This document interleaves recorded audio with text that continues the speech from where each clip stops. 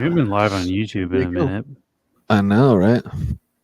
That's the other thing about Video Ninja is it's not as easy to dual stream. Like you have to pay for a separate dual streaming service. So that alone makes StreamYard pretty nice. But I've been using OBS for my own channel and a service called Restream. Yeah.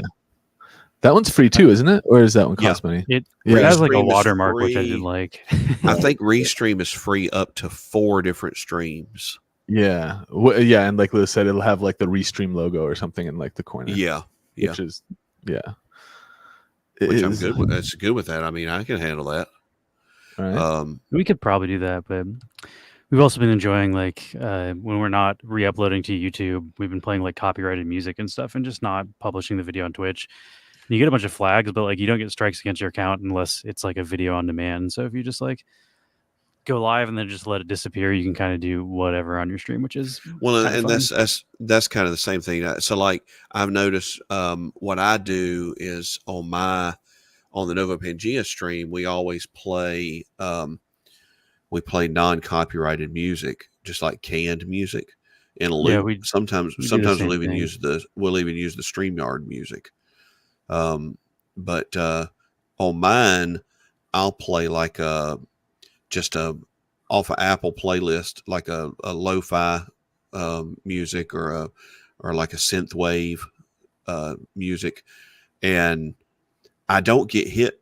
Like YouTube doesn't mute anything; it just says my video is not available to be seen in two countries.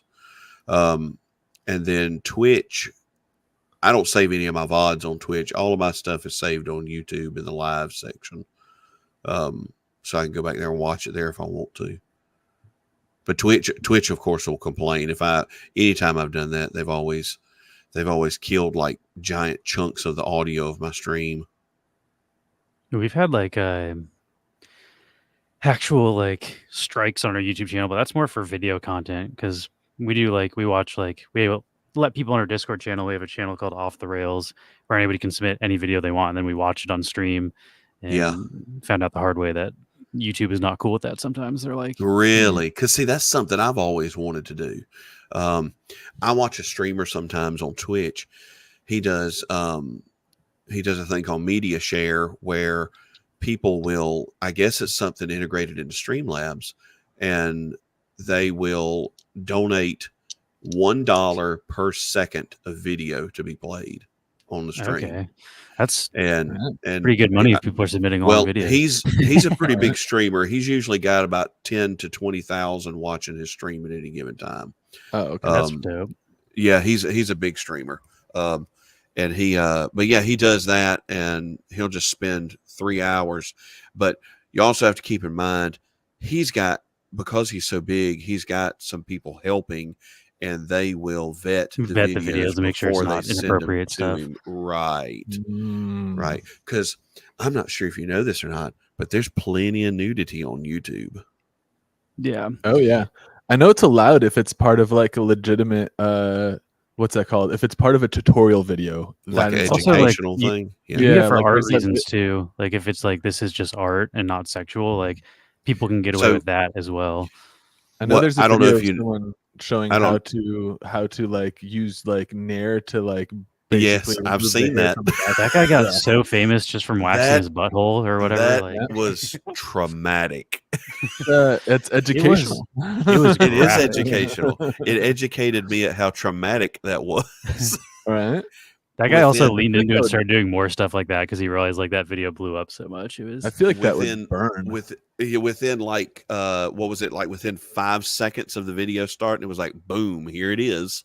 Yeah, yeah. He doesn't waste any time. No fluff.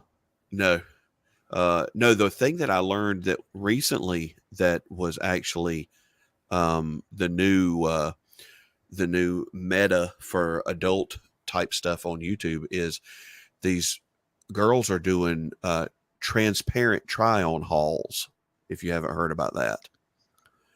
And they start the video off saying this is for clothing. Yeah, educational purposes, doing a try on haul. It's not meant for sexual gratification, but they will legit start the video off fully clothed and go, we bought this see-through, this very sheer shirt today. We're going to try it on. Boom. And you can see everything. And then of course, check my bio for all my links. And of course it links to like OnlyFans and bull crap like that. Yeah. Find me on OnlyFans if you want to see even more. Yeah. What little bit I haven't left to the imagination. You can do like, right? You can do straight up like, that's fun. People do like breastfeeding tutorials, and like you can actually like be naked if you word it right. But yeah, we also do like we do like Twitter and Reddit and stuff as well, and that can get hairy pretty fast. But our community is pretty cool about not submitting stuff like that. We're just like, I don't submit stuff that's going to get us banned immediately. Please. Yeah, so that's the benefit people of follow their not press having pretty well. Yeah, that's the benefit of not having a giant community of a bunch of trolls that would, send you stuff like that. Yeah. Once you get to like 20K, like you have people that hate watch you and stuff. Like when you get that big, like there's people watching just to try to see you mess up, which like, we're not that big yet. Yeah. So luckily we can. I know Paul click on whatever like links. There has been one link I didn't click on. Yeah, it's beneficial to do like I've got. Paul does like a. Oh, go on. No, I was saying I got 3 different monitors. So if somebody puts a link in chat, if I don't explicitly know who they are, I'll click it and open it up on another screen before it goes live in front of everybody. That's probably smart. I see. Yeah, I was gonna say Paul I've seen has a cool thing that a guy does. Like Paul has like a TikTok.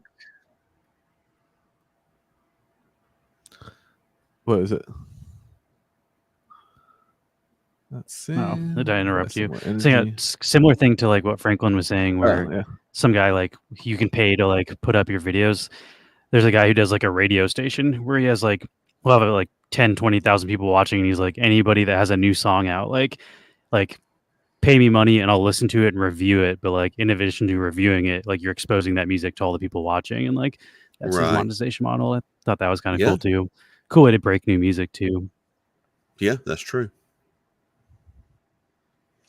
Yeah, I was gonna say Paul has a like a TikTok / Instagram kind of like thing that he does where he just like makes like jokes about news headlines, and they have like 500,000 followers, and like some of those videos get like 5 to 10 million views. But that's crazy. Like people will report that shit all of the time because it's like politically like aligned content, I suppose. It's like a news headline about a Trump thing, or a news headline about like a Biden thing or whatever, and then a joke. And then anyone who's like on any side of the fence of this is like reporting this as like harassment or whatever, and like his stuff gets like shadow banned, and his accounts have been like, and it's just like none of that is true, and you're constantly like what is it called? You're like appealing those things, but it's like basically it's like it's automatically, if like enough people report it, they just like immediately assume it's like if it gets brigaded, like people are reporting if it gets trolls. If it gets brigaded hard enough, they just automatically just go ahead and do it. Like obviously this is bad, but and he'll notice that too, or like he'll get enough people will report shit, and then like 1 week like none of the stuff he's uploading gets any like traction at all, when like normally each video he posts is like 10 to 15,000, like any of them will get that much. But then like after he's gotten a bunch of like strikes or whatever, even though the strikes have been appealed and removed, like the app still seems to like, I don't know. Also the way that they monetize that stuff is like always changing. So like they used to make like a couple of $1,000s a month, and then now it's like you can barely make any money, even though you're still getting the same amount of views and putting out the same content. It's like, but now there's no money at all. And then like TikTok has like a creator fund that you can like, if you have don't like, he's like, I don't sign up for that either, because the second you do, they stop pushing your videos, because if your videos do well enough, the creator fund has to pay you. So then the platform will just make sure your videos don't do well enough if you're part of that.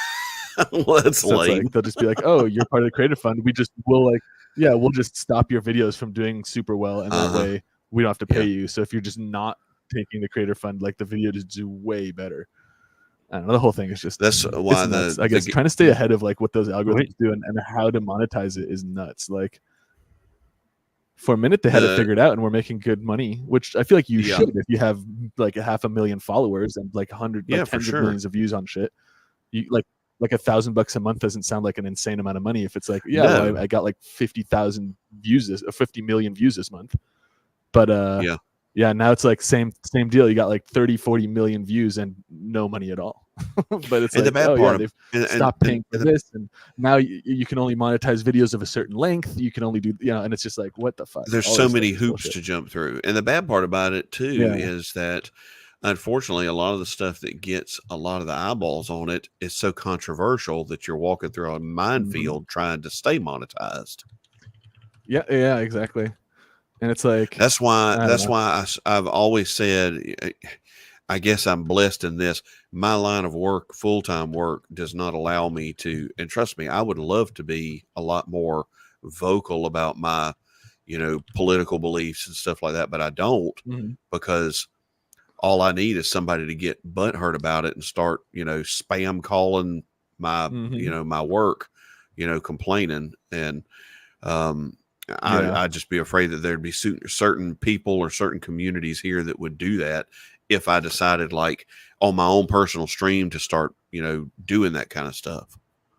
Yeah, it's really funny to me how many of Paul's like followers and stuff, when like they'll go live, like people assume that it's like he's working for a like someone's paying them to do this stuff because it's like well produced, it's like it has millions of views and hundreds of thousands of followers, and then it's like, oh, we'll go live, and it's just like we're in the living room shooting the shit, and people are like, what? It's like, oh, who, like how can I like get on? Like it's just like, just ask, we're just doing this. It's just there's no one's paying us to do this.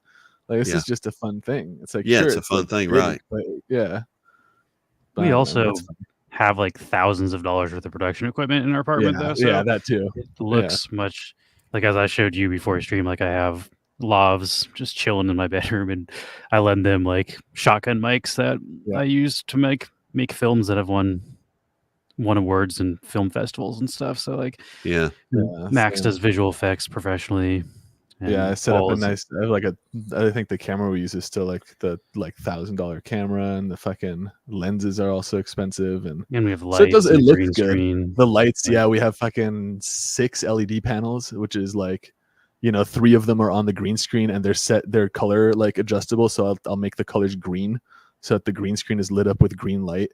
And I mean, it looks fantastic, but it's not because someone's paying to do it and it's done in a studio. It's just because we all do this stuff professionally, and so in our passion project it all looks very professional. And you enjoy it. That's the main thing. Yeah. And then I feel like it would be nice to get like people paying for that kind of thing, like making money doing a passion thing. But I think at the same time it's like, I don't know, like you do get like the recognition. Like Paul's landed a couple really cool like jobs, like from major like studios, and like he was working with Legendary recently.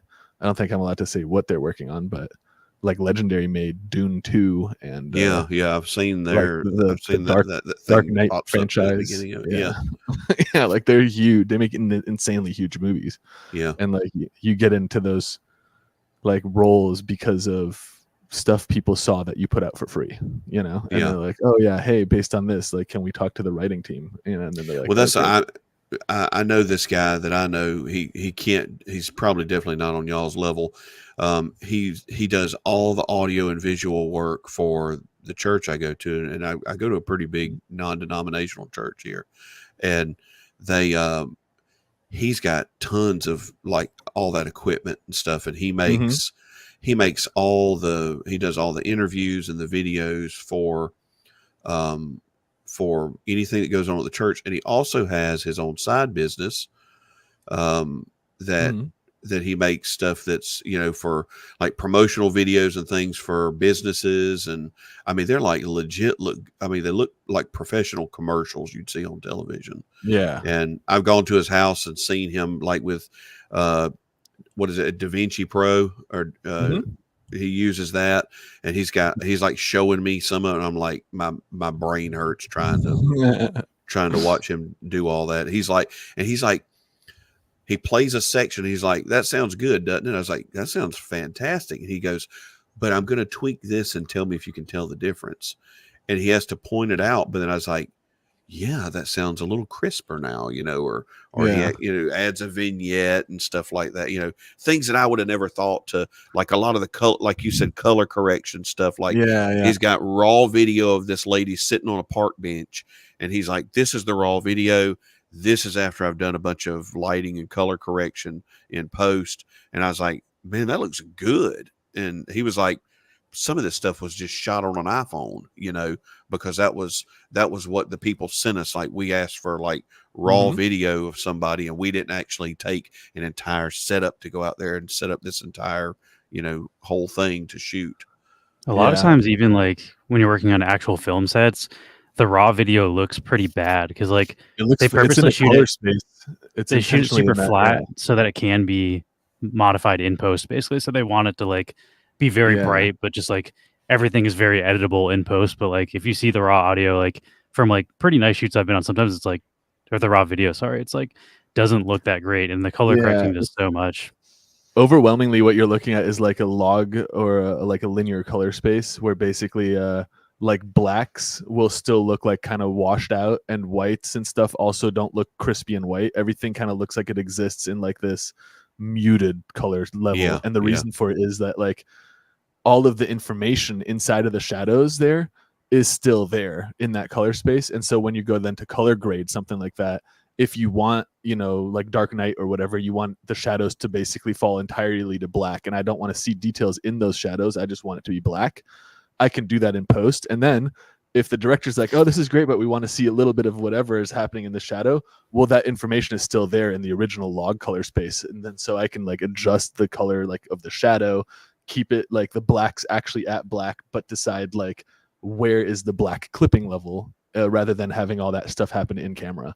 And so it gives you like all of the control on the back end. But people who don't know how to color grade will get their footage out of their cinema camera and be like, why does this look muddy and shitty? Well, also the nice monitors, $10,000 camera. Like the director's monitor on nice sets, they have LUTs built into the monitor. So like a LUT is just like a preset color correct. Like you can modify it once you do, but it makes it look like it's going to look after it's color corrected. So like the way the director will look at it is like what it looks like in post, but what's actually happening through the camera is very like not that, but like right. Definitely weird. I think all that stuff. When Lewis says really cool.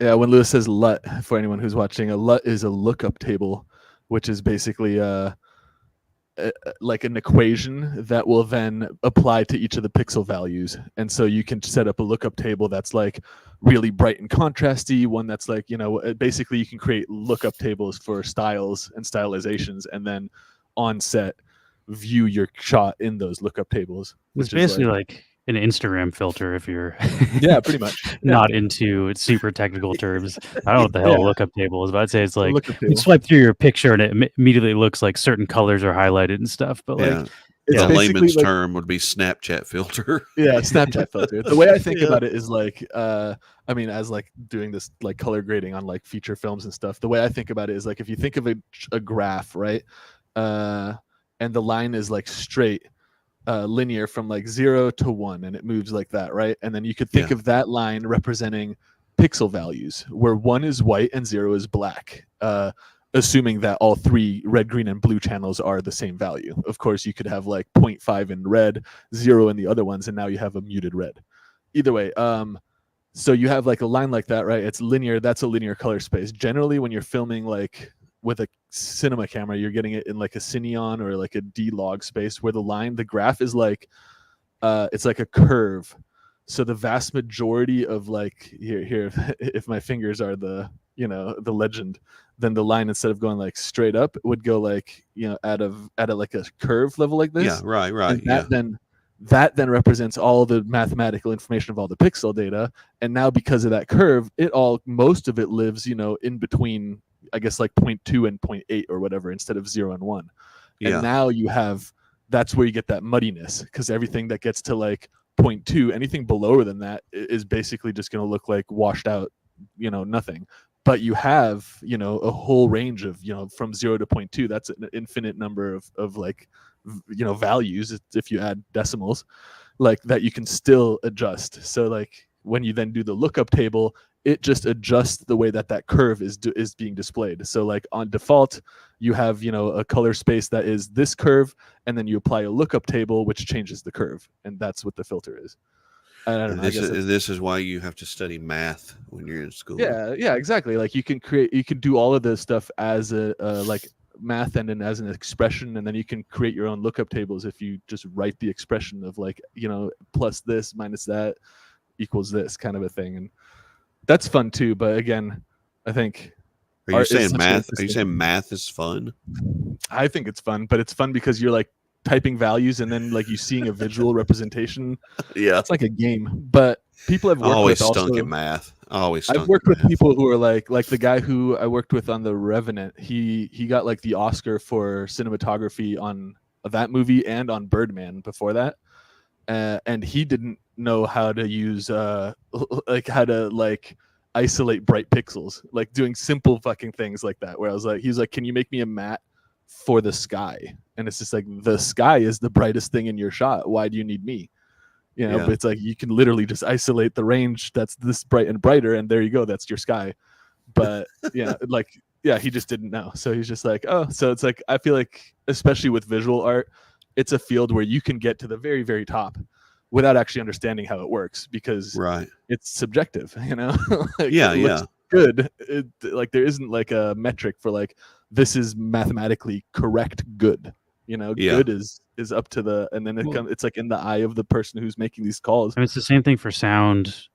All sound is numbers. Every pitch is a frequency, so like you can put a number behind any pitch, and like knowing those helps. Like Frank was talking about earlier, his buddy would be like, oh, like I'm going to add a little brightness or whatever. Like knowing what frequencies do what helps.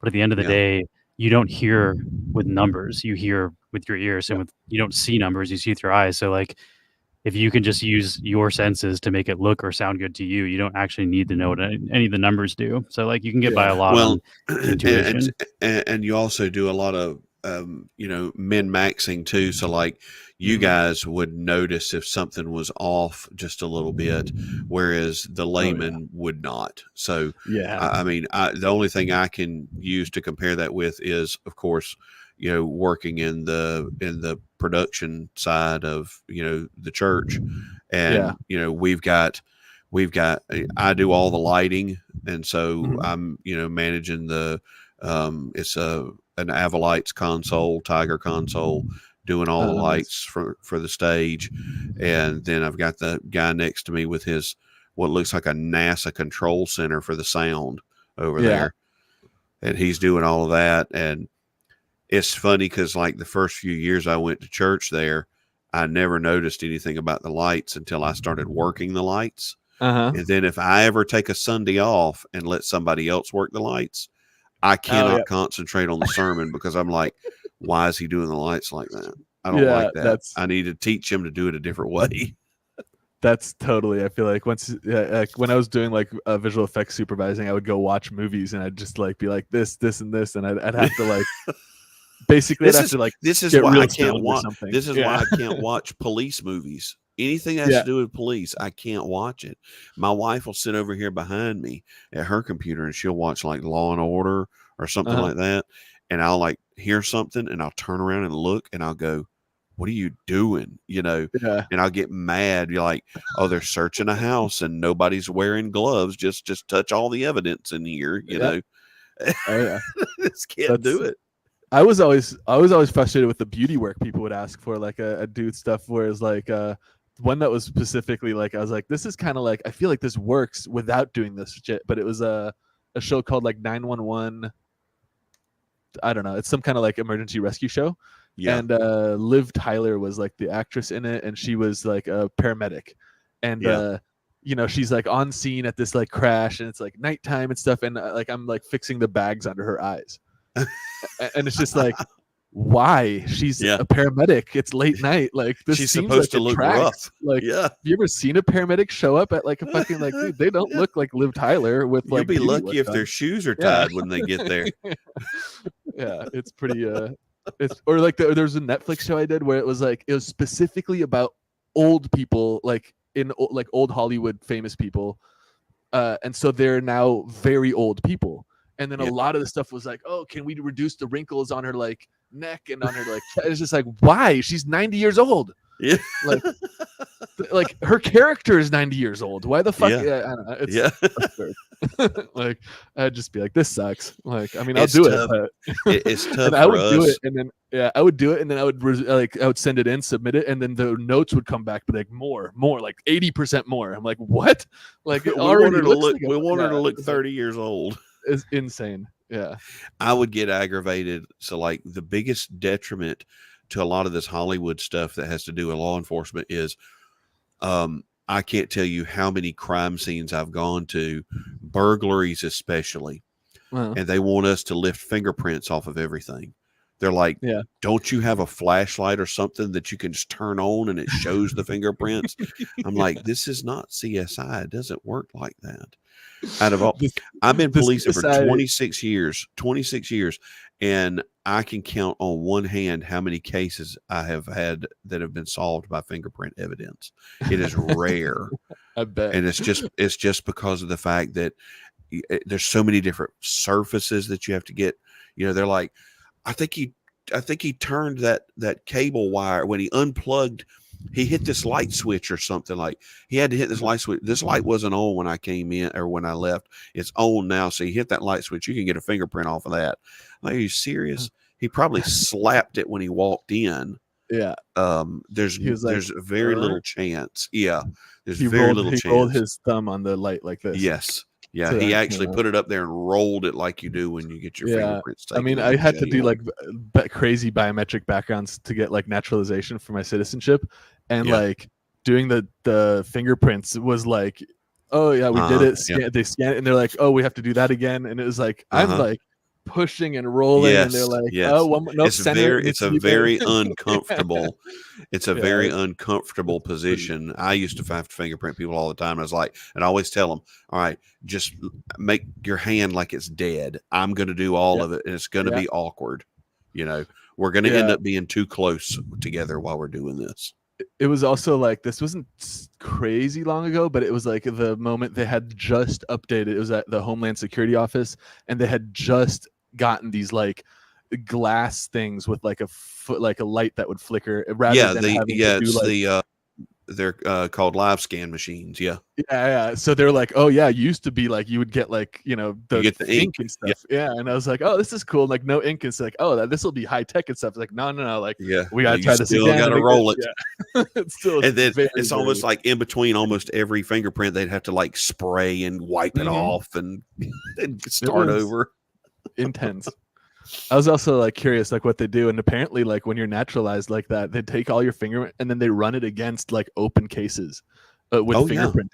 So it's like if you're trying to become a citizen and you've left fingerprints at a crime scene in the past, they'll catch you. They're gonna find out you when you naturalize. I can't tell you the number of times that I've gotten information from our 911 center that there's a warrant hit in another state somewhere, and it's where somebody had went to try to get a job, and they fingerprinted them, or they ran a background check, and they're like, oh yeah, by the way, you've got a warrant in South Georgia. And they're like, what? Oh yeah, that time you rode through and got a seatbelt ticket and didn't pay for it. Yeah, you got a warrant. And then they call us and they're like, hey, do you want to come extradite? Where are you at? Oh, we're in Colorado. No, we're not coming to Colorado to come get somebody for a seatbelt ticket. That is not very cost effective. Although you do lose that job. Call it. Yeah, they would. I mean, that's unfortunate. Yeah, in my experience, because I had a friend who had that where like they went through the background check, but visual effects is also like you need to start yesterday. So like they do the background check, but then you still start working anyway. You're already working, yeah. Yeah, and then like 2 weeks later, they're like, oh, your background check came back, and I think he had stolen from when he worked at like Target or something. And he got like some kind of like charge for stealing from his employer, which like he had already gotten like you know penalized for, but the issue was that he didn't disclose it in the background check. So they're like, oh, because you didn't say this, we have to let you go. Yeah, it's an integrity thing. Yeah, because they were like, "Oh, have you ever been arrested or whatever?" Is like part of the onboarding stuff, and he was like, "No," and then it's like, Yep.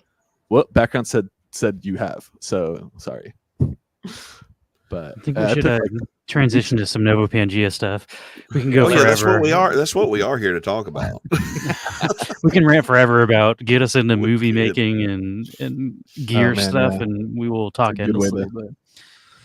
Do you have a screen you want to share, Franklin? Yeah, I can share. Yeah, I can share mine. Also, I'm going to do a giveaway really quick. Yeah, and then go ahead.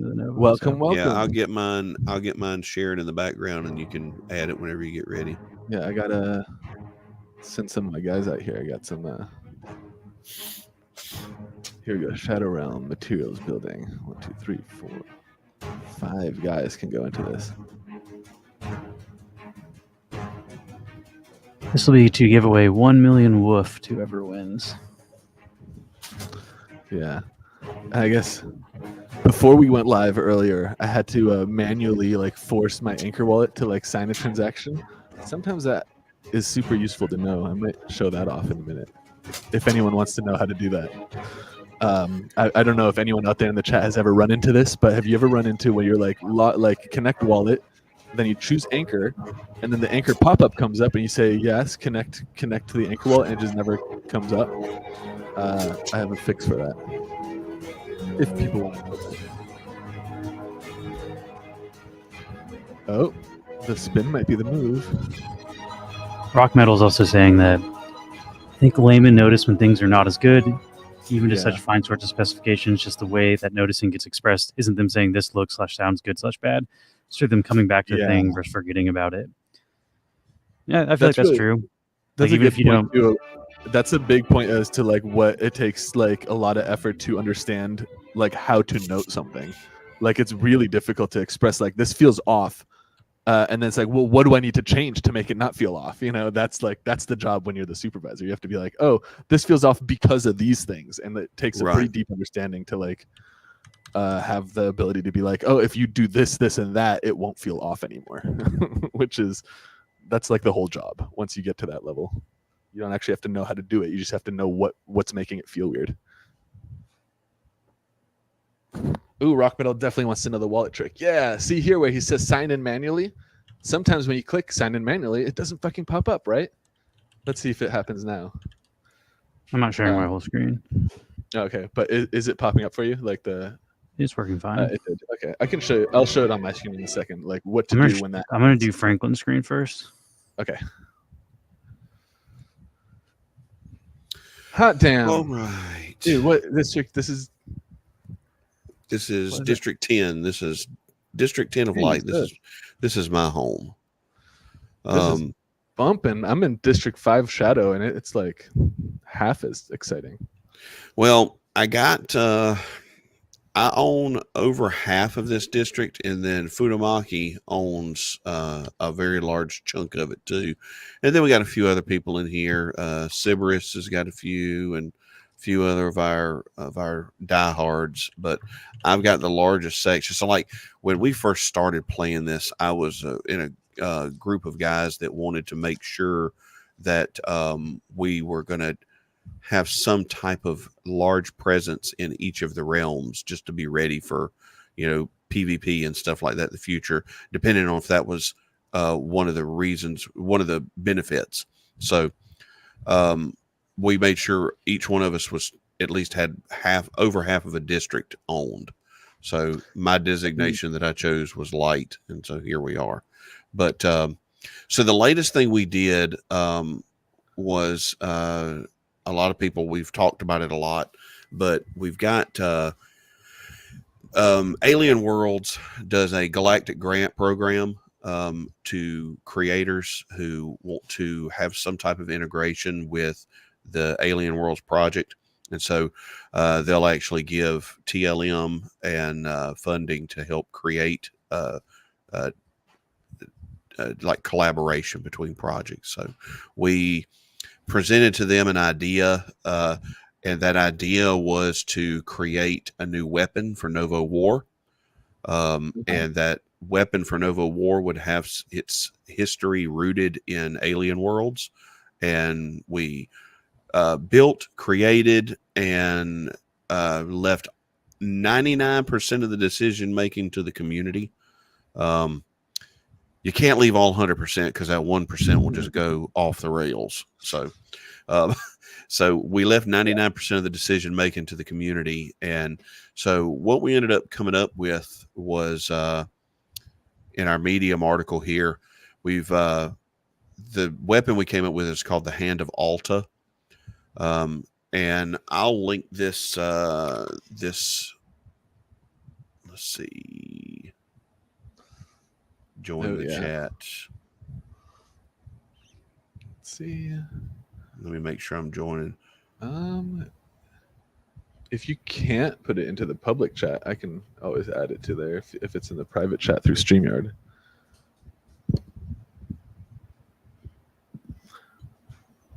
Oh, yeah, I'm gonna put it in the private chat because it's wanting me to connect through YouTube. All right, it's in there. All right, so that's the Medium article. Shared. That's the Medium article here that I'm looking at here. It's got all the links and everything in it. But so yeah, we joined up with Alien Worlds. So let's see. Some of this will be a repeat. Together, we need to create backstory, type, design, powers, and the name of this new weapon. And from the community's direction, the Novopangea team brought the weapon to life with illustration and 3D model. So, like I said earlier, it was community-centric design process. So we started by doing some live streams. Me and Xander, he's part of the community management over there, and me and him did some streams together, and basically just took spitball ideas from the community. They like throw out ideas like, what about this? What about this? We went deep into the lore of Novopangea and Alien Worlds to try to find where there could be some kind of connection there that would make sense. So kind of what we did was we came up with this here. This is called the Hand of Alta. This is our new weapon. So nice. The reason why we ended up with this, there were two main choices that the community came up with. And what we did is we took everything they gave us. We did Twitter posts. We did things in Discord to vote, and even on streams to decide on what, we gave options, and we got it narrowed down to this glove and a sickle type weapon, like the y'all know what a sickle is, don't you? The curve, like the Grim Reaper has, right? Yeah, exactly. Or it's like the what's on the communist flag. Yes, with the hammer that's it. Yeah, the hammer and the sickle. Yep. So, no, Jack Sparrow, the Hand of Alta art is not AI generated. This is hand drawn by our art team. We got a great art team that's based in Bogota, Colombia. And what they actually, I'm sure I've probably got the initial renditions here. Let me look real quick because they sent always like sketch versions and stuff. I feel like the art Novopangea has constantly been pretty like top tier, I thought. Yeah, they sent us. Here we go. So here's some of the initial art for the scythe. I mean, it was a scythe or a sickle. This was the initial art that they gave us to see what they wanted here. And so now here is the initial art from the Hand of Alta.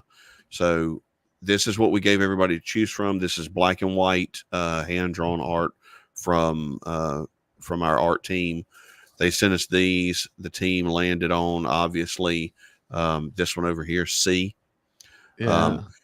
But and then this is what he came up with in the end for final approval here. So it's not just a glove. This is where its lore comes from. The Hand of Alta takes its inspiration from Alien Worlds lore, specifically what we believe is that the world of Novopangea was visited by one of the Alien Worlds races called the Altans. So in the lore of Alien Worlds, they have several different races, and the Altans are one of those races. As it says here, the Altans are the progenitors of the Federation.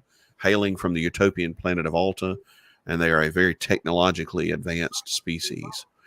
So the we don't know when they actually came and visited Novopangea. The way we've done it has been it could be in the past or the future. We have time realm here, so we don't have a clue which way it could have been. They could have been in the past, and we just found these things now, or it could have been in the future, and we haven't actually reached that time yet. But due to like multiverse, the way that whole thing works, I don't know how it works. I just know that this is what we come up with. How the time realm can manipulate time. So we believe that during their visit, the Altans used exoclaws, which are these here. These exoclaws are an actual tool in in alien worlds that are used to dig up Trillium in the game. So we think that they use the exoclaws to search and mine for Trillium that they use in their triactor technology for themselves.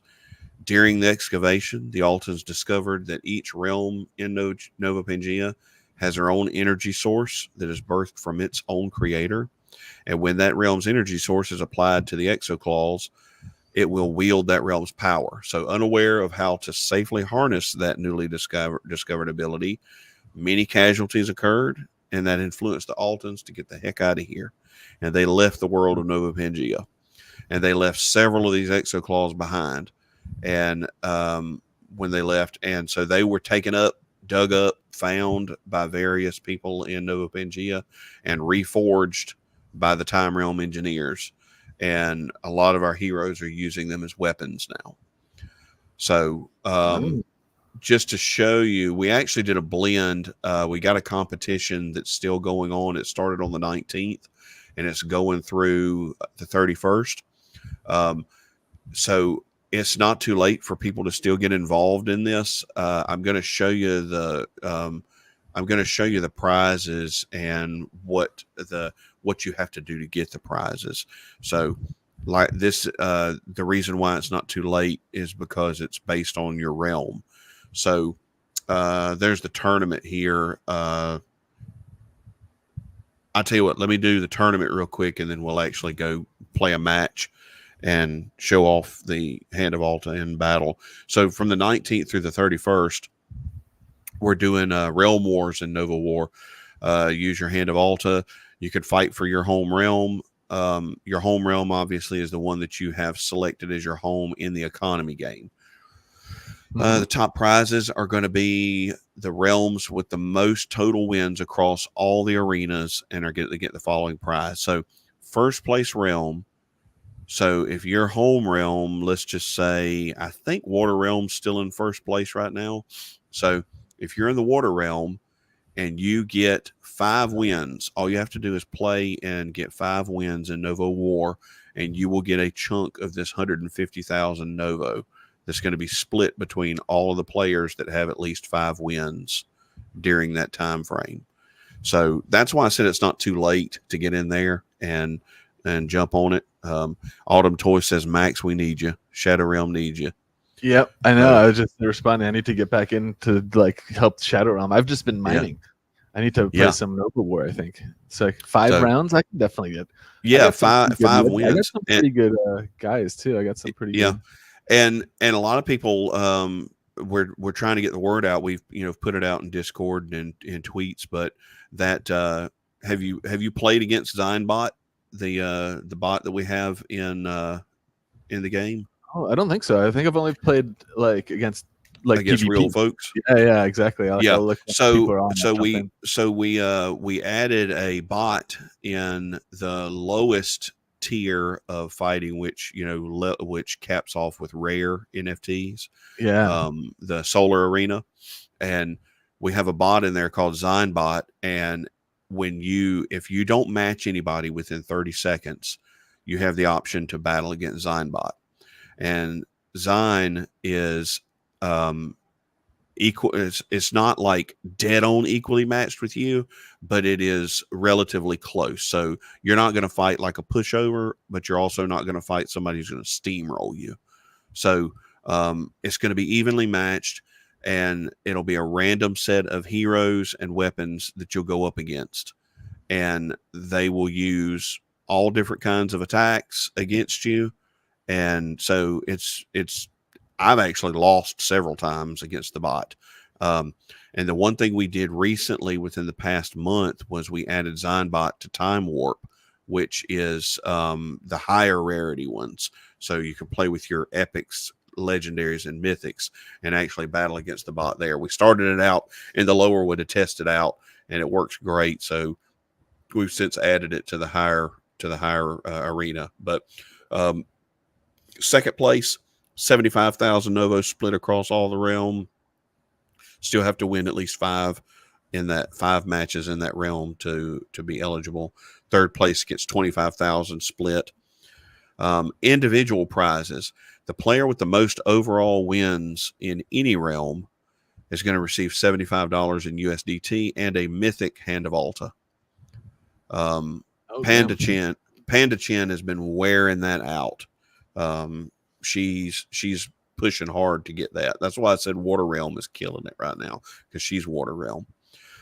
Second most overall wins is going to get $50 USDT and a legendary Hand of Alta. Third most overall wins, $25 and a legendary Hand of Alta. Fourth most will get a mythic hero. Fifth most will get a mythic creature, and the 6th through 10th will get a land claim, residential building, and 3 level 1 skilled workers of their home realm. And we took a snapshot at the beginning of this, so that way nobody can like swap realms in the middle of it to go to whatever realm's winning. So that's it on the competition. Like I said, it'll be over with the 31st at midnight Eastern Standard Time. But so to go back over here, let's see. For those of you who don't know, if you get in the game, you click on the double spears over here, Novo War, and click Play War. It'll bring you into the interface to play war. So I'm just going to go over here and click Start Battle. And then I can we'll go to Solar Arena. And I'm going to choose I don't want to look like, I don't know what I'm doing. So I'm choosing my higher level ones. you know, that way I hopefully don't lose. So I'm going to do the rare Nebula's Wrath. And then we're going to go with Jiwa and do a rare Frostbark. And then I think we'll do, let's do a rare Iceman, and we'll do the Hand of Alta. One thing about the Hand of Alta is, you know, the weapons are matched up with the heroes. You can only use certain weapons with certain heroes. You have to match the realm. With the Hand of Alta, anybody can use it. It's unlocked for any player. It's a universal. All right, so team overview.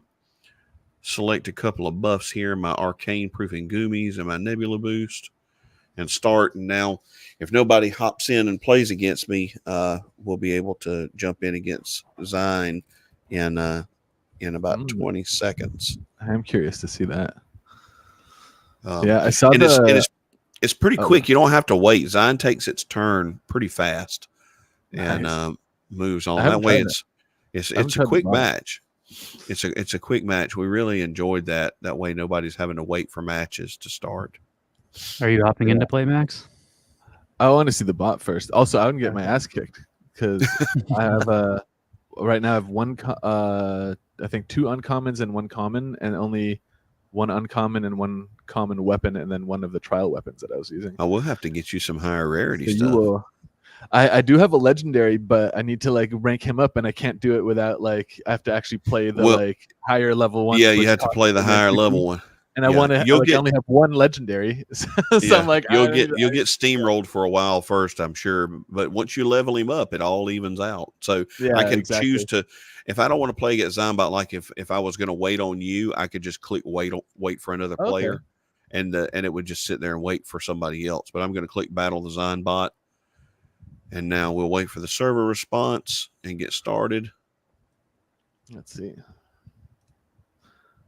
I definitely need to grind my legendary up.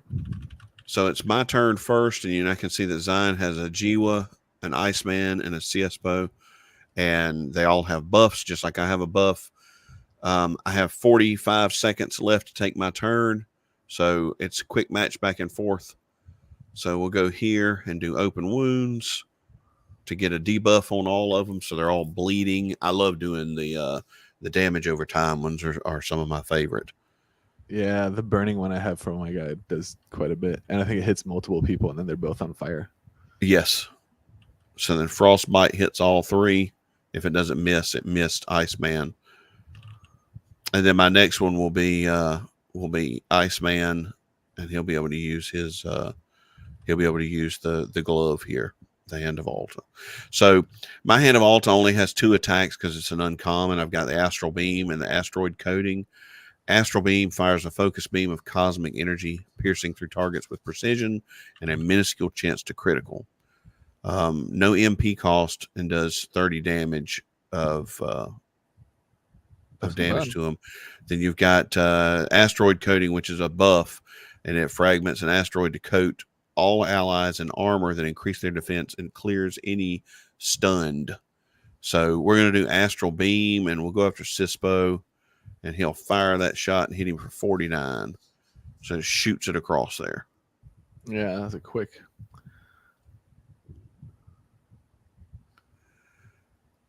Jack Sparrow will be happy about how fast that shot was. He says you should speed up the attack animation. I saw that. In theory, I would love to have, in a perfect world, I'd love to have a lot more settings to be able to adjust stuff like that. It would be nice to be able to, even if you wanted to remove animations or something, for something that was a little more, resource heavy. But I don't think this is too bad. Yeah. Astral Beam again on Jiwa. Hits for 37. Yeah, he's not a pushover. He still could take you. If he focuses on your center guy, he could take that guy out now. And I redid my bleeding buff on all of them. See, he's doing a thing that clears the bleeding buff off of Jiwa. That's why when he swung his axe, he didn't run over here, because it was an actual buff that he did. That Iceman's going to be tough to take down. Yeah, he's beefy. He's like barely hurting after all those hits already. Yeah, he's definitely more of a tank.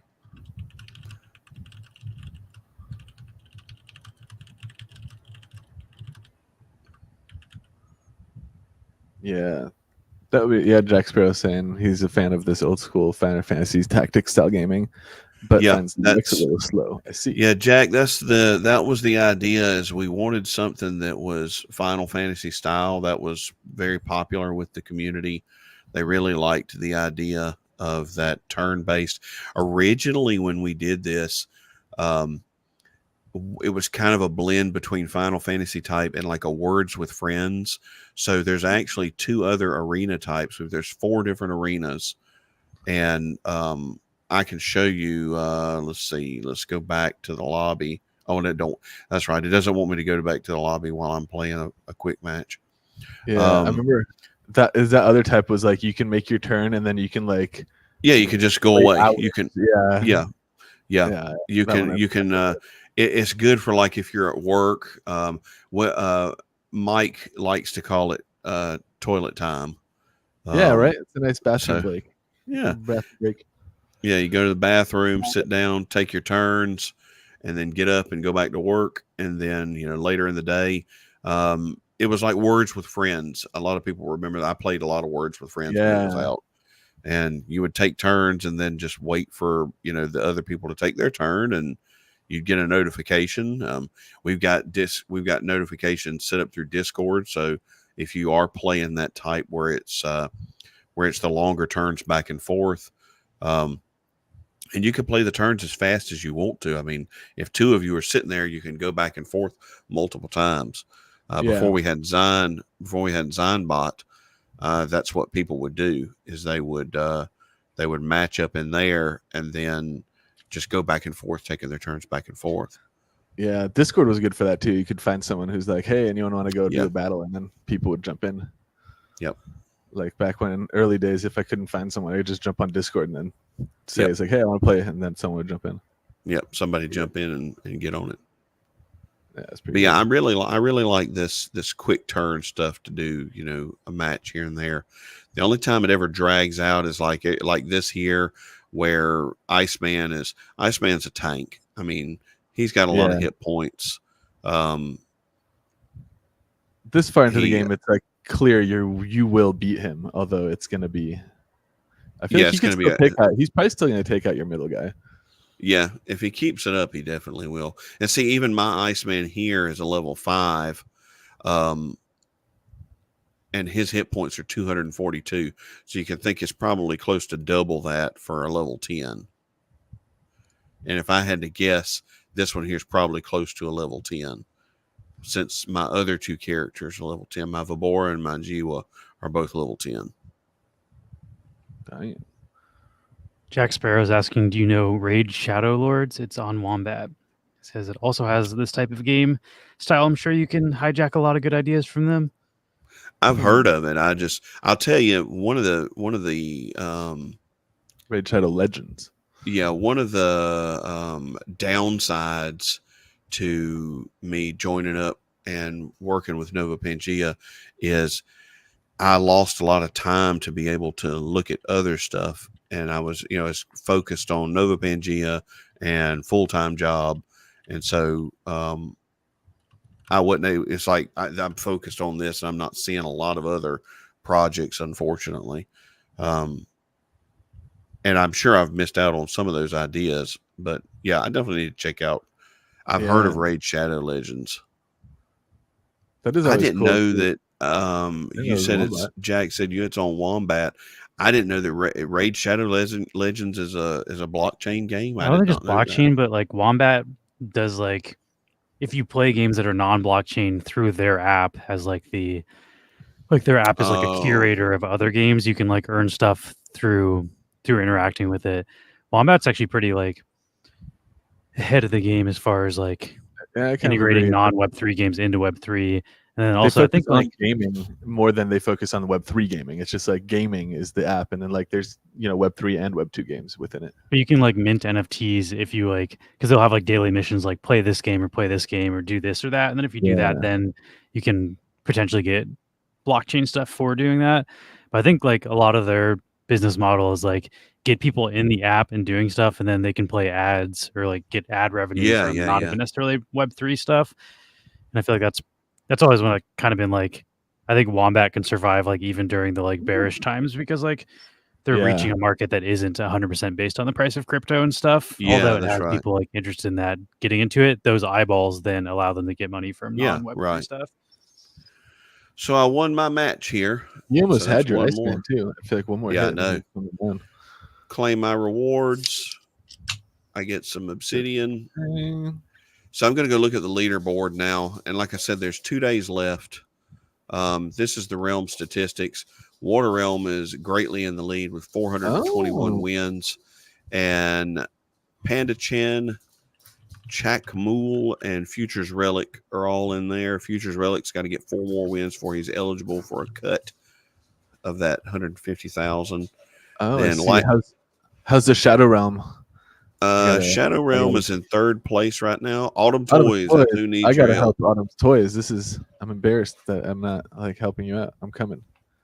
So we got Musical Man's really been killing it for us. I think he's shooting for that. He's trying to get that 2nd place overall spot behind Panda Chin.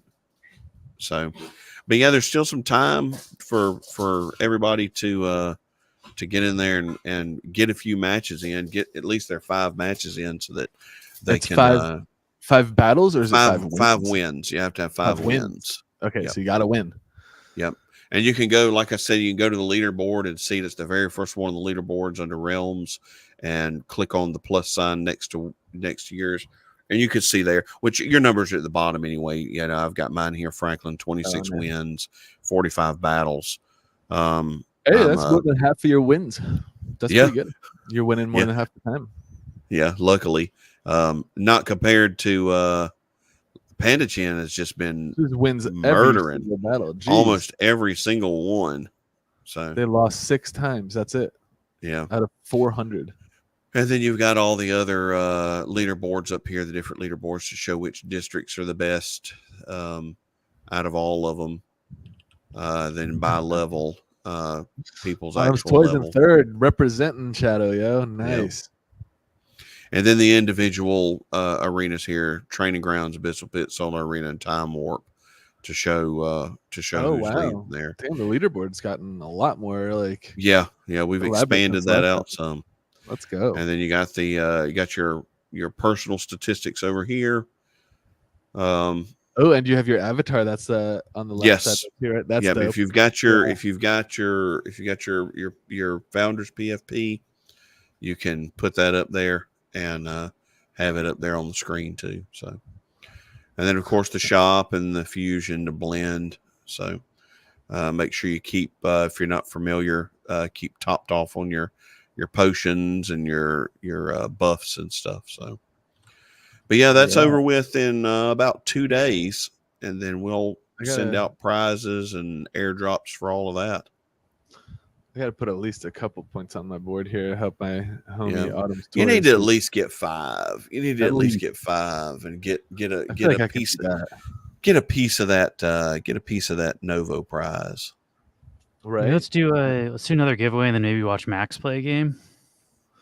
You watch Max lose a game? We'll see. With that attitude, you're not going to make it far. Right. With that attitude, I'm not going to get shit. I can give a quick thing I wanted to show about the trick to launching when you can't get your wallet to sign. So we'll give away another million woof for this giveaway.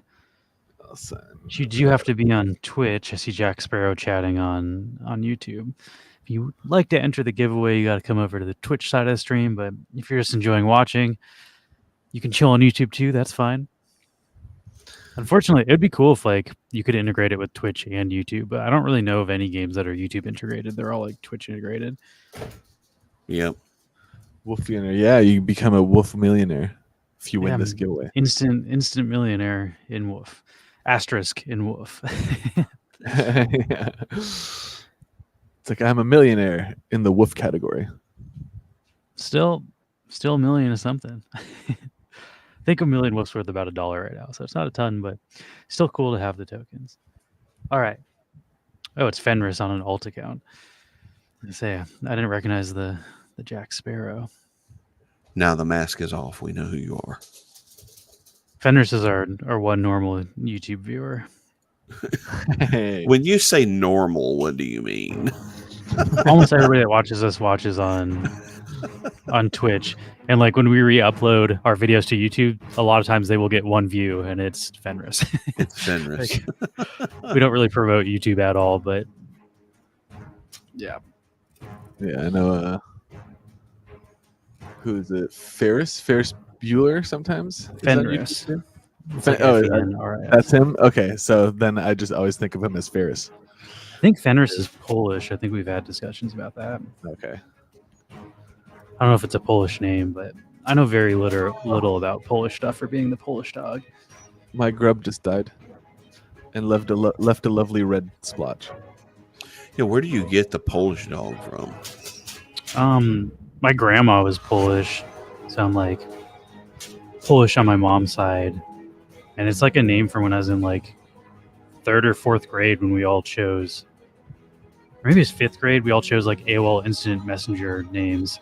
And my buddy was Irish lad, Chinese boy, and everybody just picked a heritage and then a name for a guy. And I was I'm a Polish became dog. A Polish dog. And I just have been using that since I was 9 or 10 years old, however long ago that was. It's something that's pretty dumb, but it just kind of stuck with it. Yeah, right. And I have it in like everything, like Steam and Epic, and like I don't know. Once you have it on like cornered in all of the apps and stuff, it's like okay, you can find me easily. My God. And the Grubfest flag, damn dude, pay to win. It's rigged. He had a mythic trail, mythic backpack, and a mythic flag. Sus. And a million woof now. And a million woof now. The rich get richer. Yeah. You can buy more grubfish accessories with that. All right, I'm going to open up another form. This will be in the background, but we're going to share Max's screen, and he's going to hopefully dominate some people. And if you want to play against Max, you can queue when he queues. Oh, no, don't encourage people to do that. I'm going to get my ass kicked. That's part of the fun. Well, here, let's see. Let me know if you have my screen up. Your screen is up. Be able to share it. Okay. First, I want to check on my, this is my District 5 guys, and then these buildings right here, first.ftw, these are all me. And I think I have some, let's see. Oh, wait, that's not mine. This one. I got to send my guys to harvest some food here. But yeah, I think you're seeing my whole screen now. And so you can see that when I click that button, it pops up like my Anchor wallet. Sometimes it doesn't do that for me. And I'll show you really quick the workaround I was talking about.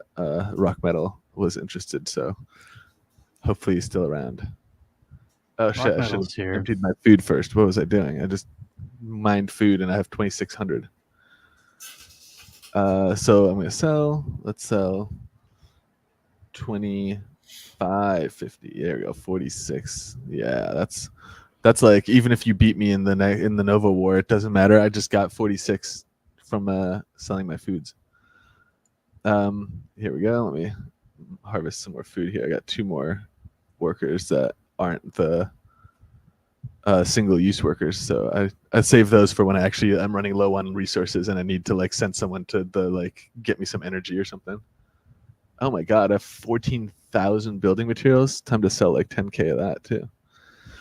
10,000. There we go. 167 obsidian. Let's go. I haven't cleared my minerals in a minute. I always farm until they're pretty much full, and then I try to sell them.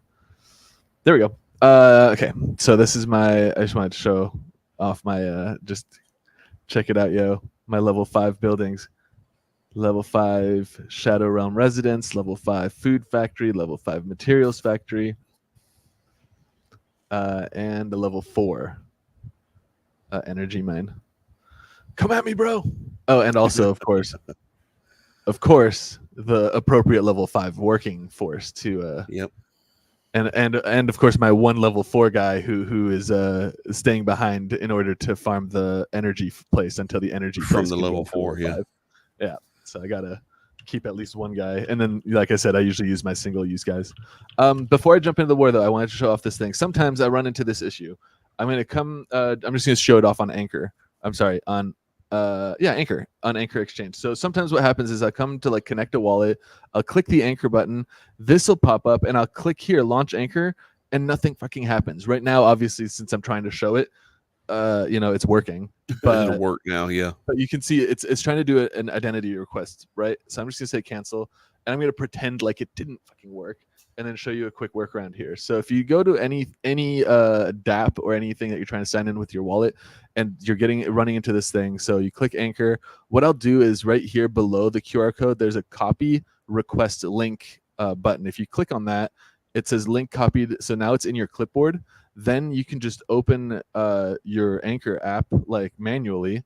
On the left side here, there's an import transactions option with this little like Wi-Fi symbol next to it. If you click on that, it gives you 3 options: import a transaction file, paste a transaction string, or import ESR payload. ESR payload is what I'm doing. So you want to toggle to this, and then just paste from your clipboard what you've copied from this pop-up.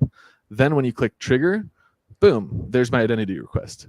So if you ever run into something like that where Anchor isn't playing with whatever site you're on, and you're able to get to this screen, but for whatever reason clicking launch Anchor doesn't work, a great workaround is just copy the link, open up your Anchor wallet, import the transaction, and then import ESR payload to then basically force the ledger to the Anchor wallet to manually sign these transactions, and then I can hit sign, and then it'll be the exact same process. See, now I'm signed in, even though the site didn't prompt me to open my Anchor wallet. Okay, now let's see how poorly I do in my arena here. Here's my overview. So you can see I have an uncommon with an uncommon item. I have an uncommon in the center here, and then I have my common. So let's see. If nobody comes up against me, which I kind of prefer, because then I can go to stream snipe. Because the bot is going to be more, like you said, tailored to my level. I'm pretty sure anyone who is not Panda's going to jump in and crush you, which doesn't help me get my 5 wins. So I do wonder though, is it possible? Like, let's say someone jumps in, can I be like, no, I'm waiting for the bot? No, I don't think you. It doesn't work the other way. You can wait for somebody else, but I don't think you're gonna know I'm waiting for the bot. Boom. Okay, here we go. I'm taking the bot. Let's see if I can beat the bot. I know you did, so we'll see. Oh yeah, my guys are a lot less competent. Although the bot is definitely a cool quality of life upgrade. Yeah. Here we go. Yeah, look, they're not. Oh wait, no, they are boosted. You jerk! I didn't boost. Whatever. Okay, I got my. My God! Half health. That was devastating. That was painful. Okay, let's see. We got Shriek. This is the bleeding move. I like that one. No, we're going for the Shriek. Fenris is asking, do you get the same rewards from beating the bot as beating a player? Yes. Yes, you get the same rewards. Oh, man. Oh, they're going for the same one. Don't do that. She's dead already. Knockout. Dude, didn't even get to attack. I'm telling you, man. I'm going to get Slash. Yep. Oh, here we go. Burning all enemies. Yeah, that's definitely the move. Flechettes does all of them. This is the... Yeah, and it missed 2 of them. Great. That's exactly why I didn't want someone to come up against me, but now I look like even worse getting beat by the bot. 15's not so bad. I can take that hit. This guy's weak. Okay, let's go. Fenris, we haven't we said we were going to watch that real close. We really haven't had that issue. We've put protections. I say protections. There's measures in place for you when you. So the only token we have that is tradable on Alcor is Novo, and when you win a match, you win a small amount of obsidian. I say a small amount. It's more than what you paid to get into the match. So you win a decent amount of obsidian, and then you would have to take that obsidian and take it from the PvP game into the economy game, and then from the economy game, you would do a withdrawal from it. And due to the mechanics in place for the town hall, you have to have at least the same amount staked in the town hall for you to withdraw. And there's a time limit when you stake to the town hall, and a time limit when you withdraw from the game, and a tax when you withdraw from the game. Don't get me wrong, people withdraw on a regular basis, but a lot of our community is using it to purchase packs outside of the game, because we have packs for sale for Novo on Nifty Blocks. And we also said that when we implemented this, we were going to keep an eye on it. And thus far, we have not found anyone to be exploiting it for the purpose we've not found anybody to be exploiting it, period. But specifically for the purpose of just farming Novo to take out of the game and sell. Devastating. You actually got pretty close though. Yeah, you did. Honestly, if my middle guy didn't die without actually getting to swing, I might have done all right. At least they get a little bit of experience and start getting. Yeah, the ones you chose were I would say I would describe them as a little squishier. Yeah, let's see. I need a tank. Is here. Let's see. Okay, let me try this one more time. So go here. Oh wait, after. Yeah, you're broke. You either got to bring some more obsidian in or watch an advertisement. No, I'll bring some in. Fenris, we're all about, if you think of something, please tell us. It doesn't look like you have any. You'll have to bring it in from the economy game. So here I am. Click right there, and then import import resources. and then you can choose on how much you want to bring in. You have a lot of Novo and Obsidian. Like 100 Novo. Yeah, Fenris, we're happy to. We want people to try to find those loopholes so that we can help close them or monitor them to keep that from happening. So now, refresh. We all know the state of wax right now. It's not. We don't have people beating down the door to jump in and play anything on wax right now. A lot of what we're doing now is we're working on taking a lot of the economy game off chain so that it's not so CPU intensive as well. I have 500 staked and I hit the CPU wall on a regular basis. The PvP game is not on chain. The only chain actions that happen is when you're putting your heroes and weapons into the game for the first time, or you decide to take them out of the game. Even the exchanging here seems like it's not like I can go back. Once, all of this is just server side. It's not on chain. I also think once you do that, it'd probably be easier to onboard people that aren't into crypto stuff, because if people can do stuff most of the game off chain, then you wouldn't necessarily need a wax wallet to sign up. We've run into that, like Yo Creati, our founder. He's had a few friends. Tommy from Wax was generous enough to give us a few free codes to be able to create wax wallets. And just the onboarding process for some people was just like, unless it is super streamlined, it's like they don't want to do it. It's just they don't want to fool with it. So we're trying to make it to where you can play this and not even have a wax wallet. But if you do decide you want to do it with a wax wallet, you can. I think that's the way to do it. Or if you can play, but then if you want to export anything from the game, then you have to sign up for a wallet and stuff. And if you want to try to cash out, basically, then you have to deal with the crypto side. But you can sign up and try to play it and stuff without. I remember playing. What was it?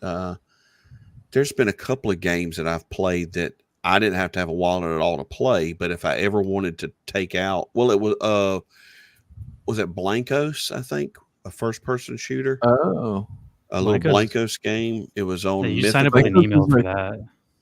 Yeah, you sign up with an email for that, but I ended up with a couple of skins, and I wanted to sell them, and they showed me how much they were worth on secondary. But to do that, I had to have I don't remember, it was some kind of wallet I had to have, a blockchain wallet, to be able to actually mint them out of the game into that wallet to put on the market and sell.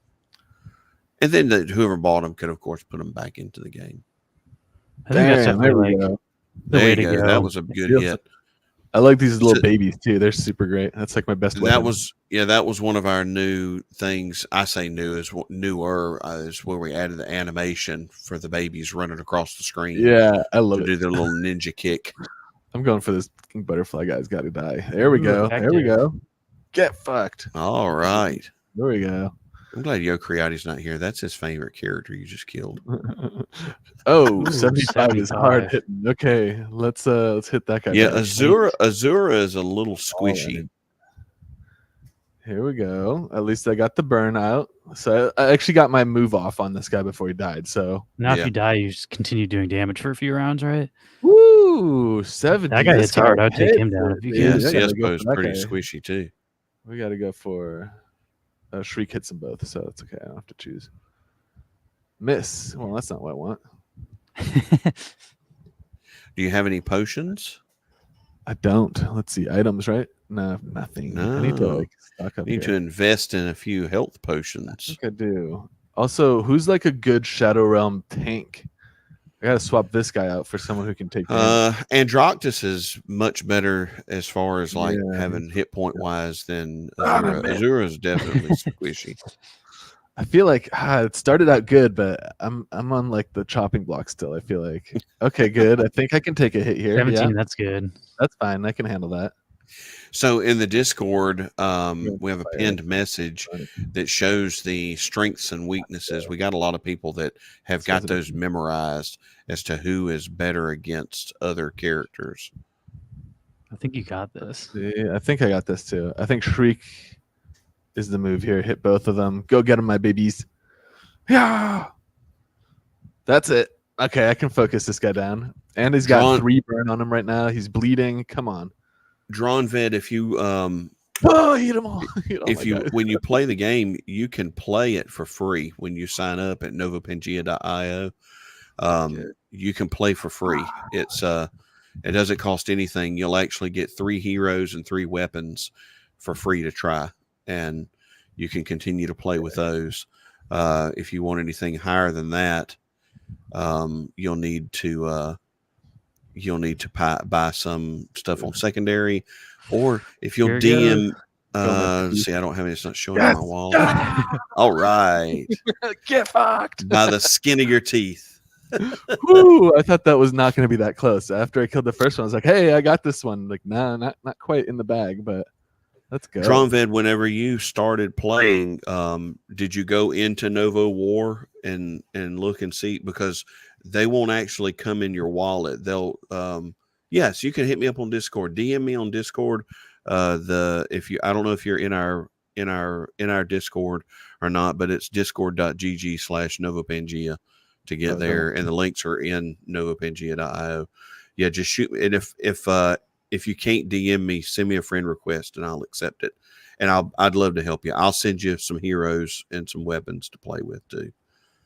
Whatever I can do to help. Some of my heroes for some. Jack Sparrow's asking, can you actually make a small tour of how to buy assets for the game?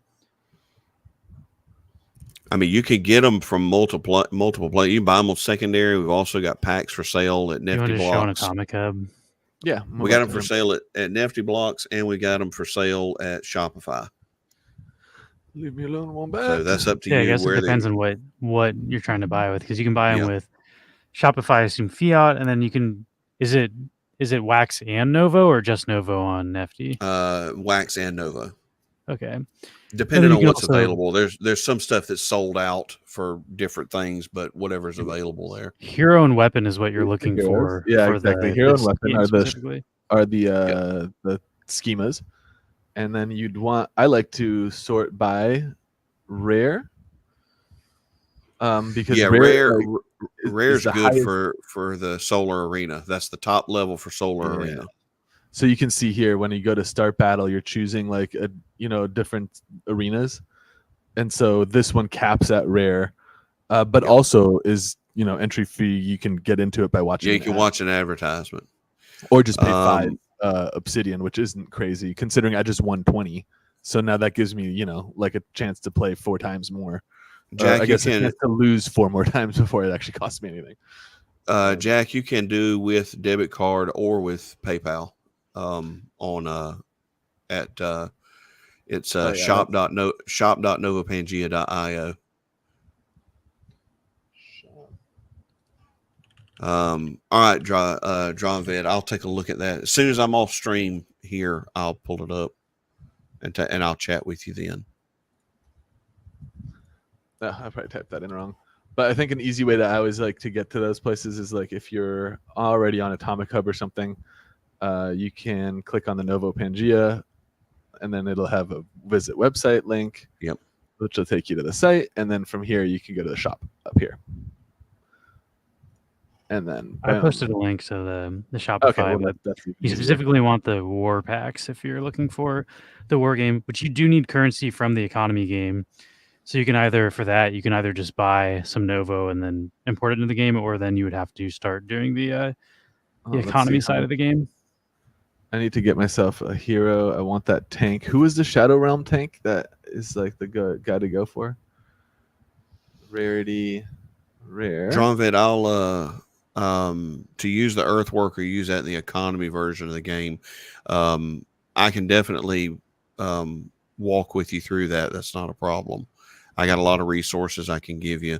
Shadow. We've got medium articles that play it out perfectly. We got some streams too that you can look at. Dronvet, are you going? You said you're signing off for the day. I'm assuming it's bedtime at your place. If it is, I'll shoot you a message anyway. You can just answer me when you're back around. I should be around the house most of the day tomorrow. Let's see if I can get myself a couple of wax tokens here. And it's 6 a.m. That's time to start your day, Dronvet. FTW into wax. That's 16. That's 30 something. Let's see if that's enough to scoop me up a hero I need. 33. Is he Shadow though? Nah, he's Earth.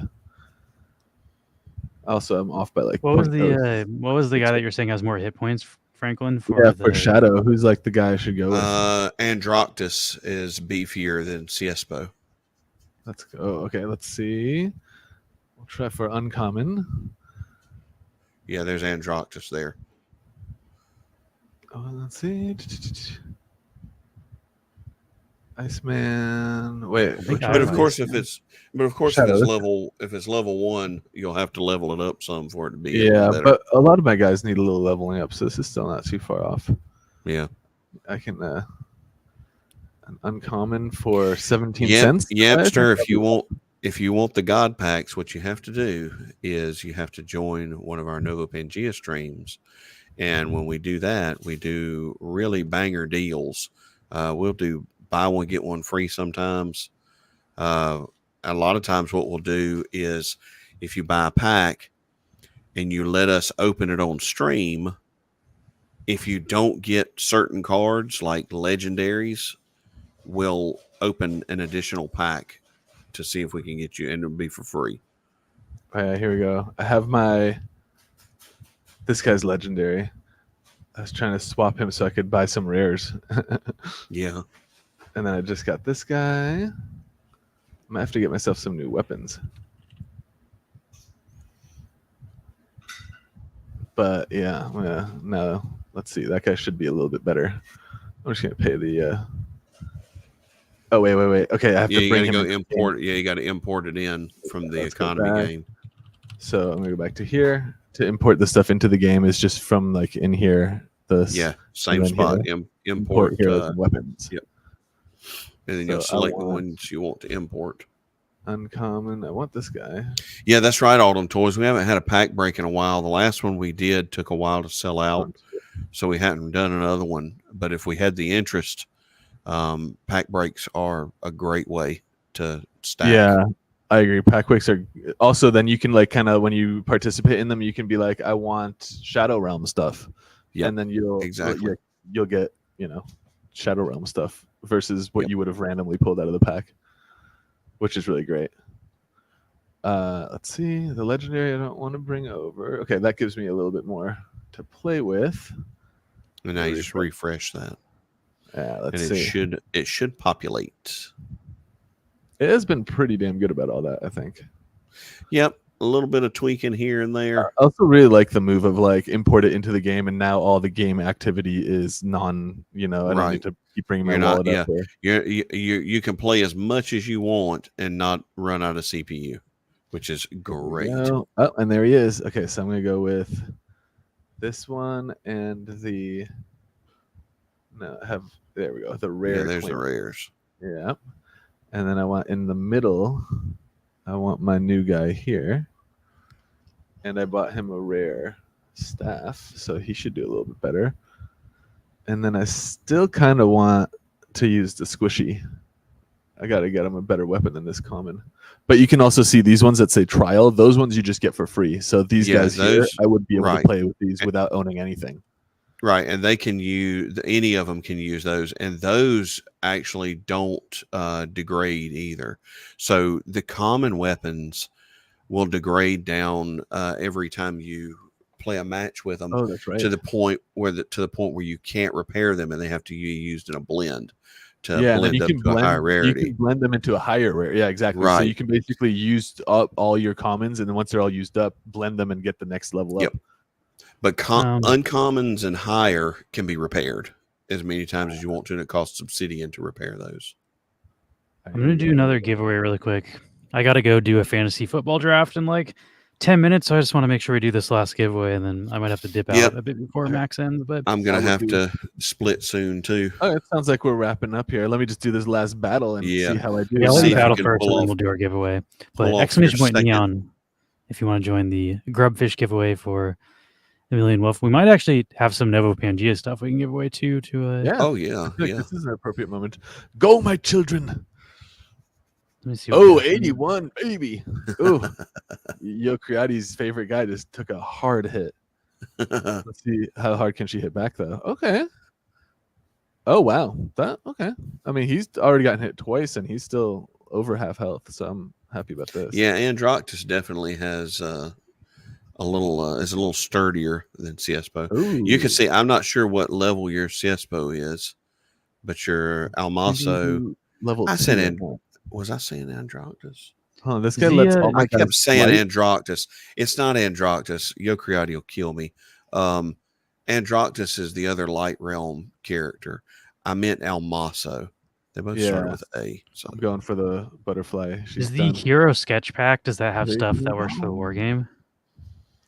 The Hero Sketch Pack. Oh. Is that what it's called? Hero Sketch Pack? It says it contains 5 cards. Cards vary from a studio sketch card. So those are probably not. Those are probably the... No, if they're sketch cards, they'd just be for creator credits to turn in on the site to get. We can give one of those away. Do that too. We also have Chapter 2 Writers Packs, which are pretty... Go. Both of these are pretty rare. The Hero Chapter Sketch Pack, 2 Writers. 1,500 total and 1,467 have been burned. So there's like 33 there's not of these many total. of those. Yeah, there's not many of those left. Same with the a good one. Yeah, Chapter 2 Writers Pack. We have there's 3,486 total and 3,416 have been burned. So there's only like, what is that? Is there a benefit to giving my allies flight? Do these guys? I see they're not flying. It makes them harder to hit. So probably not. I want to say it's 40%. 40% chance to be missed whenever they That's come pretty at you. good. I'm gonna do that. Let's see. And it doesn't last forever. It lasts for like 3 turns. Oh yeah, there has a little 3 there. Okay. Let's see if it worked out or if I still die because. Let's see. Okay, I mean, it didn't work that time. He died doing what he loved. Yeah. So I'm okay with it. Let's see if I can take these 2 guys out still. They seem kind of tanky. Oh man, that's a soft hit. That's not. Yeah, that was. That's not what I want to see. Azura does not hit very hard. Okay, he's taking soft hits too, though, so it's okay. Let's go. I just need my babies to come in here and not miss. Get them. Yeah, there we go. That's more like it. 34. I don't know if I can finish these. This looks like I'm gonna. Yeah, Androctus is a pretty sturdy one too. Yeah, let's see how good this. If we're only getting a 15 on this, it's no. I think the writing is on the wall. He's about to die. Don't worry, Autumn's Toys. I'm not giving up. I'm gonna mess with my team here until I can get at least 5 wins for Shadow Realm and add us to the leaderboard a little bit. At the very least, all my guys are getting some level up experience here, even though they are getting kind of murked. Jack says, "Nerf the bot." The bot is devastating. I do like that though. Honestly, I prefer like a challenge. If it was just like, oh, this is like, let me click through this and win on autopilot, that's not as fun. Well, and know too, if somebody was to walk away from playing if they were playing against you, a real person, and they got up and walked away, you would have to wait 60 seconds for their turn to tick down, and then their character would come across and do an auto attack and then go back, and it's just frustrating. So the bot works out good.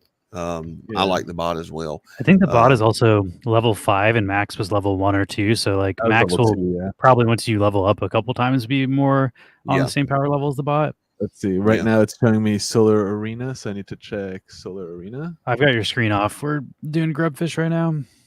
Okay, I just wanted to know. Last call for entering, and we will give away a Chapter 2 Writers Pack, which is super rare and also super cool. So this will help you get into the economy game. So if you want to buy yourself some heroes and weapons, you will then be able to, hopefully with whatever you get in this pack, be able to generate the currency you need to enter the I think the writer's pack, you're basically guaranteed to get enough to like get yourself like a land or a building or something. But if you're lucky, you could get a lot more than that. If you need help with that, Jack, you can the ask only in the penalty, Discord. yeah, please, and DM me. I don't mind helping, and if you DM me and I help you, I've got a prize wallet full of stuff that I'm happy to possibly send you some more stuff. Jack was asking if there's a penalty for leaving the match. The only thing is you just lose your entry fee into the match, so that 5 obsidian that you paid to get in, you just forfeit it. Does that go into a because like so far I've played like 3 rounds and I lost 2, so not too bad. I feel like not too much of a failure about it, but the 2 matches I lost, does that obsidian go towards the prize pool for future ones, or is that just like a burn kind of a? So since the obsidian is on the obsidian is the in-game currency. Yeah, exactly. It's just a number basically on a spreadsheet. The Novo is what is actually more kept up with. So the obsidian, when you win, you get a certain amount, so that goes towards that prize pool whenever you win. So I guess if we looked on the backside, Novobot probably, or Zionbot probably has a lot of obsidian that's not spent from winning a few matches and not spending any.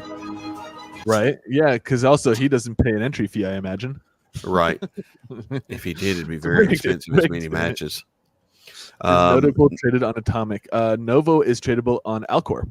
All right, our winner is Caesar. Caesar is winning the Novo pack and a million woof. Congrats. Yeah, it's cool having these packs from so long ago that it's like these are super rare. Like I'd have trouble opening this if there's only like 60 or 70 left. I love that shit. Getting a rare like pack. That's also, I buy packs and don't ever open them, so I can have one of the last ones to ever open. Yeah, which is always just fun. But yeah, the answer to Jack Sparrow's question is yes. Novo trades on Alcor. Yep. Alcor, and I think there's probably pools on DeFi Box and Taco Swap as well. There usually is. It's a it's been around the block. I'm fairly certain there is on Taco. At this point, they definitely exist across the Wax ecosystem. 12 seconds. For it, just go to Wax on Edge. Wax on Edge will find you exactly where to trade the best deal. I'm not sure if I guess you're not like necessarily the usual audience, but if you're not familiar, there's a website called waxonedge.app, and it will let you trade anything. I guess if you want to share my screen really quick, I can show that off before. Autumn's Toys gotten 3rd. Shit. Give me a second. I gotta send these prizes. Yeah. No sweat. I give you a quick. And then that's all for the prizes today. Just give you a quick idea of what you can do if you don't know where to trade for something on Wax. This is a really cool tool. I guess let me double check that I'm sharing it off. I am. Okay. So here, if you go to Wax on Edge. I did the wrong screen. I did. No, I think. Did you? Okay, let me know. Oh, you're both just on the same page. Okay, yeah, but here, if you see this waxonedge.app, it basically looks at Alcor Nefty blocks, which actually has a marketplace contract address, but not a web front end. So unless you know how to, really use a block explorer well, you're never going to even use Nefty blocks as exchange. But it also looks at Taco Swap, DeFi Box, and ADEX, which you may also not even be aware is a thing, but it is a thing. And so then if you just go here to swap now, it basically will give you a like any other exchange, gives you a little swap interface here, and then you can come here and choose Novo, N-O-V-O. There it is, Novo, and then to trade into it from whatever you already have in your wallet. So for example, I have this SC token, and the cool thing about Wax on Edge then will be that it now will find a route, and you can see here it's going SC into Wax, Wax into Novo. And it's doing all that for me on Taco Swap in a single transaction. Even though if you were trading SC into Novo on Taco Swap, you wouldn't be able to do that because Taco Swap won't order route like this. So this is a really cool tool. Also, if I just go to Wax, it's going to be a lot easier to show it off. And part of what this will also do is you can see here I'm using like 26 Wax to buy some Novo, and you can see what Wax on Edge is doing. It's splitting it. 51% is going through Alcor. 35 is going through Taco, and then 13% is going through Taco, but it's going Wax, PXJ, Novo. So what this app does is basically finds you the best deal by splitting up your trade and then routes it through that for you. Really useful if you've never used Wax on Edge. And also you get airdropped Woofy tokens for any amount of volume you do through this swap. So if you're going to trade something anyway, might as well use Wax on Edge and get some free Woof kickbacks every I think every 12 hours you get like airdropped Woof if you made a trade within that epoch. If anybody has any questions about that stuff, join our Discord. My draft starts in 5 minutes. Really have to run, and I'm going to raid into someone because I feel like Max is not going to land the stream correctly if I don't. So that's a good. Thanks for joining us, Franklin. Thank you guys for having me. Thank you very much. If anybody's got any questions, Discord, hit me up on Discord. I'm happy to help anybody. Yeah. Let me do the link to the Novo Discord too before we end. So yeah, discord.gg/Novopangea. I have way too many Discords. I'm trying to find your logo. There we go. Oh yeah, Jack Sparrow. If you talk to Wapaka, he put some Woof tokens as a reward, and it's going for over a year. So it's still happening. You will get airdropped Woof for doing volume, which is really cool. And I think in the future they might make it possible for any project to airdrop their own token to people who trade against their token. So like for example, if you trade Novo token in any Novo pool, Novopangea could use Wax on Edge to then airdrop some Novo tokens or something to people doing that. That's not live yet. That's just down the line. That might be a thing. Don't quote me on that. Don't tell Wapaka I'm spilling the beans. And in-depth chart analysis on Wednesdays. Yeah, we did some of that yesterday. If you want to check that out, I re-uploaded it to YouTube and we got the video on demand. But otherwise, we'll see you all tomorrow. We're going to play some Alluvium tomorrow. And again, thanks for joining us, Franklin. Everybody have a good night and catch you next time. See y'all next time. Later. Thanks for joining us. Thanks. Happy Thursday.